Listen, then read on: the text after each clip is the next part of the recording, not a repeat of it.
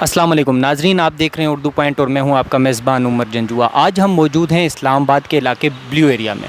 آج ہمارے ساتھ موجود ہیں ایک ایسی خاتون جو محنت میں عظمت کے جذبے سے سرشار ہو کر فٹ بال بناتی ہیں اور ان کو سیل کرتی ہیں۔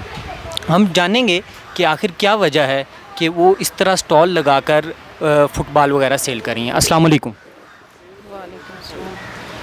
مجھے یہ بتائیے گا کہ آخر کیا وجہ ہے کہ آپ اس طرح فٹ پاتھ پر فٹ بال لگا کر سیل کر رہی ہیں؟ میں بھائی میرے میاں بیمار ہیں تو اس وجہ سے وہ کام نہیں کر سکتے، تو اسی وجہ سے میں یہ اپنا بچے ہیں میرے 4، تو یہ ہے کہ میں وہ کام نہیں کر سکتے تو میں یہ باہر لگا کے بیٹھی ہوں۔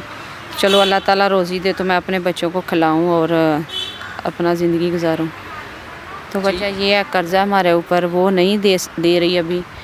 جو لوگ ویسے کرتے ہیں کچھ امداد کرتے ہیں وہ میں قرضہ اتار رہی ہوں، ویسے جو گھر کا خرچہ ہے وہ میں اپنے بچوں کے لیے الحمدللہ اپنے ہاتھوں سے کما کے اپنے بچوں کو کھلا رہی ہوں۔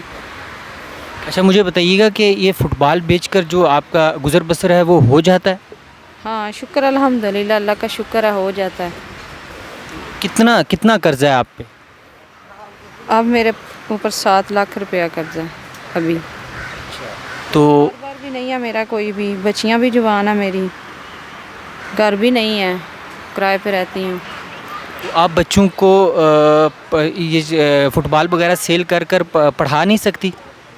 نہیں بھائی، اتنی گنجائش نہیں ہوتی کہ میں ویسے یہ سیل کر کے تو بچوں کو پڑھا سکوں، لیکن پڑھتے تھے، اب نہیں کوئی بھی پڑھ رہا۔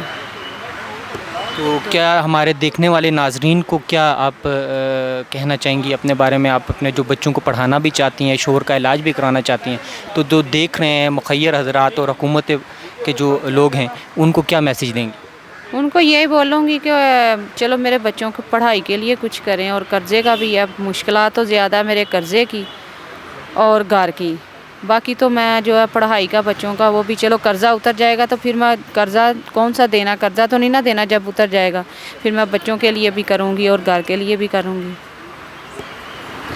جی ناظرین، آپ نے ان کی گفتگو سنی۔ ناظرین، یہ ہماری دیگر خواتین جو ہیں جو مجبور ہو کر سڑکوں پر آ کے بھیک مانگتی ہیں، ان کے لیے ایک مثال بھی ہیں، جو خود محنت کر کے کما بھی رہی ہیں اور اپنے بچوں کو بھی کھلا رہی ہیں۔ ناظرین، عمر جنجوا کو دیجیے اجازت اور دیکھتے رہیے اردو پوائنٹ۔